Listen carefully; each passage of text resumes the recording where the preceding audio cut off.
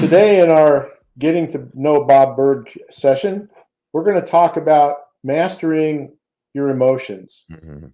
as the key to self leadership, Bob. And certainly when we're interacting with prospects and customers, emotion plays a role, obviously, in how we interact. But how does it fit into self leadership? How should we look at emotion? Yeah, this is a biggie, Arlen. The sages asked, "Who is mighty?" And they answered, "That person who can control their own emotions and make of an enemy or of a potential enemy a friend." And this is really where it all begins, because when you think about it, it's only when we're in control of our emotions, when we're in control of ourselves, that we're even in a position to take a potentially negative situation or person and turn it into a win for all concerned. We all respect those people who just seem to remain calm. It doesn't matter what's happening around them, who are able to think things through, not get panicky, not get upset. We take joy when we're able to do that. Yet, how often do we, based on what maybe someone else says or does, that we allow ourselves to become frustrated,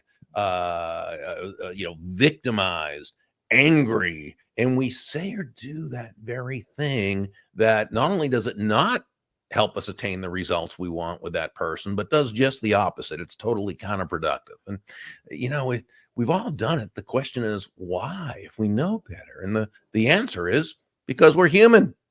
And as human beings, we are emotional creatures. That's how we were created. Now, we'd like to think we're logical, okay? And to a certain extent, of course, we are. But we're pretty emotion driven. We make major decisions based on emotion, and we back up those decisions with logic. In other words, we rationalize. And if you break up the word rationalize, it simply says that we tell ourselves rational lies.